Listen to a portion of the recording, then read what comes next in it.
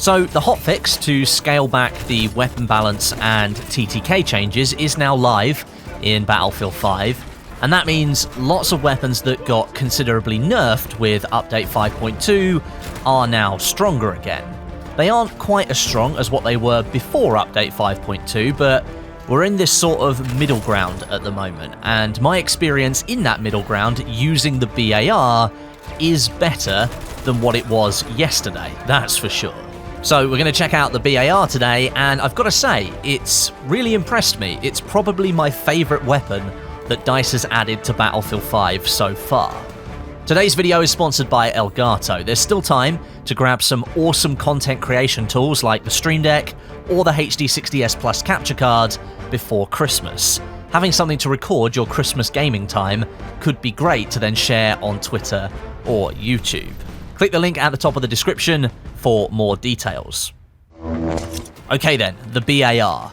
I purposely didn't review this gun on Thursday last week when it first launched because at that point in time we knew that DICE was also going to release a statement about what was going to be happening with the time to kill and the weapon balance. So there was very little point me analysing or reviewing a brand new weapon that was about to be completely changed, or may have been completely changed, just a few days later.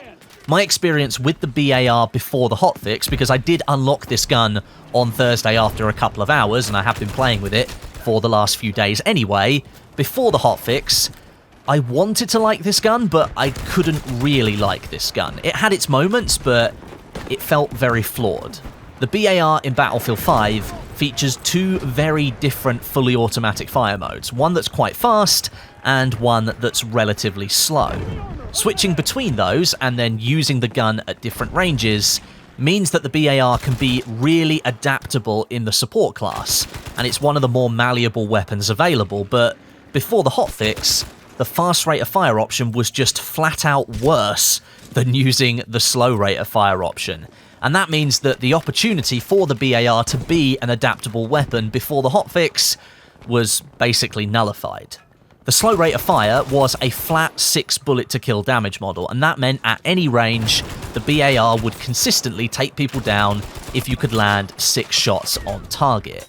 The fast rate of fire mode, that started at 6 bullets to kill at close range, and then it extended out to 9 bullets to kill at long range. And this meant that after 30 meters, the fast rate of fire option became ultimately a lot worse. And so rather than giving myself a headache of switching backwards and forwards between what was the better firing mode and the worse firing mode, most of the time I just left it on slow rate of fire and called it a day. After the hotfix this morning, however, things really have changed. And the BAR is a devastatingly good weapon up close. It's good in the mid-range, and it's competitive at long range as well. And you've still got the fast and the slow rate of fire options. Out to 10 meters, if you use the BAR in its fast rate of fire mode, you're now going to see a 4-shot kill potential. And that makes it competitive with assault rifles like the STG and the M1907, and quite a few of the SMGs as well. Now, instead of being balanced like an SMG, as was the case with the FG42 before the hotfix, the BAR is balanced to work like a rifle that possesses power up close, but it drops that power the further away the target is. At 20 meters, the bullets to kill does drop down to 6 when you use the fast rate of fire mode, and that then mirrors the damage model of the slow rate of fire mode. But of course, when you're firing that much faster at 20 meters distance, you are still more likely to kill an enemy faster if you are landing shots on target.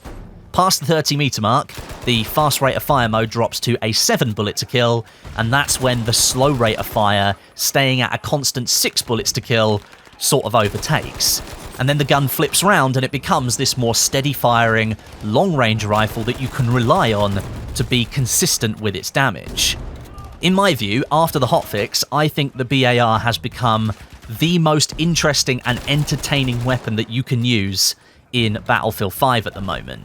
No other weapon really has the potential to be both lethal up close and at long range. So the BAR has a leg up on other weapons like the FG42 and the LS26. They're kind of similar weapons in the support class now, but The BAR, I'd say, is better than both of those. Both of those don't have the option to increase or decrease their rate of fire at the click of a button and transform into a completely different weapon. It isn't all sunshine and rainbows, however. There are some quite limiting factors for the BAR. Depending on how competent you are as a player when it comes to movement, taking cover, and definitely paying attention to your ammo count, you could find life a bit more difficult with this weapon. Now for me, I don't really have any issues with it whatsoever, and I'm more than happy to deal with some of these downsides and try and play them off as best as I can, and I think the gameplay in the background showcases that on plenty of occasions, but the 20-round box magazine, that could be quite a difficult point for some people. When firing with the faster rate of fire active, the BAR needs reloading constantly. 720 rounds per minute come barreling out of the BAR, which is plenty fast enough to be slaying people down up close, but you've got to make sure those shots are landing on target, because just a little bit of bad aim and suddenly 4, 5 or 6 bullets, they've whizzed past the enemy instead of killing them. If your magazine is close to empty when that happens, that's when you hit the slow reload time. Just like the FG42, a full reload can be the reason that you end up getting shot and killed by an enemy that you didn't manage to finish off, or an enemy who's taking advantage of the fact that you can't fire back at them. So I'd say always staying on the move, moving forwards towards enemies, backing away when you're reloading, moving in and out of cover. That is really, really advisable when you're using the BAR with its fast rate of fire active. You've got to be aware of all of the enemies around you, and at the moment that is made a little bit easier by the fact that most people are spotted by the insanely powerful spotting flares in the sky, and when you look at the minimap, you're now looking at arrows that point in the direction that a player is looking, so it's much easier to know what's going on around you at the moment, although DICE is looking to change those arrows back to dots again, like they were before Update 5.2, so that's another thing that Update 5.2 added to the game and is now being reverted. Quite interesting. But when you switch over to the slower rate of fire option, where you're likely to be operating at longer distances, the reload times and the smaller magazine, they aren't as impactful on your gameplay. You know when you're using the slow rate of fire mode that 6 solid shots to the body are going to kill the enemy at any range you happen to be shooting at. And with more time in between each shot being fired and landing on the enemy, the chances of you firing too many rounds past the shoulder or over the head of that enemy before you realise that you're not hitting them, the chances of that happening are reduced. You're more likely to be landing shots consistently because there's more time between each shot fired, and the recoil is much easier to handle. It's still a bit of a pain to have to reload so often, and that the reload time can still be so long that it can get you killed, but with the slow rate of fire, you're probably going to be further away from the enemy anyway, so you've got a little bit more time to think about what your next move is, or where you need to go to get out of the line of fire. Overall then, I'm loving the BAR. It's an iconic weapon that Battlefield 5 should, in my opinion, have had from the beginning, alongside the Tommy gun, but regardless of that, it is now finally here, and it's been hotfixed, so the impact it has in matches really steps up to the pedigree that this kind of weapon really comes with. Whether you're looking to play more aggressively as a support player using that faster rate of fire, or if you're looking to play a more traditional role of suppressing and firing from a little bit further back, the BAR does well in both scenarios, and as I said earlier in the video, that makes it one of the most entertaining and interesting weapons that you can use in Battlefield 5 at the moment.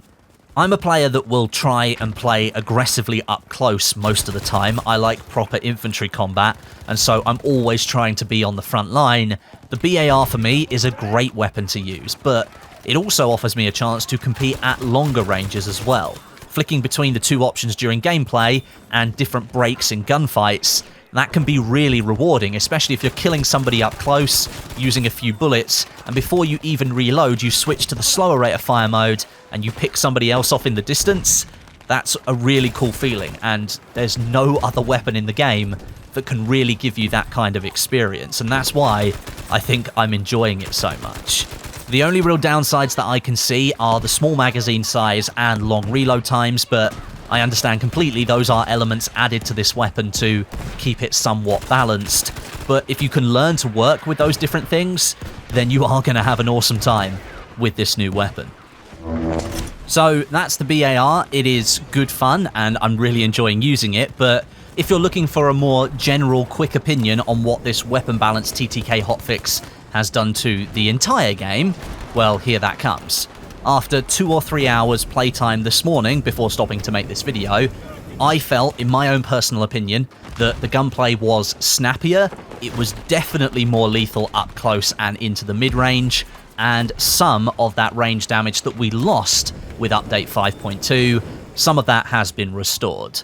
We're definitely still in a middle ground between where we were before update 5.2, so the original weapon balance, and what DICE did in update 5.2, but it certainly feels better than what it did the other day with the 5.2 balance, and it performs more towards the experience that I've come to expect from Battlefield 5. It's snappier, and it just feels more responsive and more lethal. These are the settings that we're going to have over the Christmas period, and right now I'll take these settings and I'm just going to have some fun with Battlefield 5, and we'll see what DICE does in January when we close in on that 4th map for the Pacific Theater, the Solomon Islands. A big thanks for watching today, and until next time, my name is Westie, and I'll catch you guys in the next video.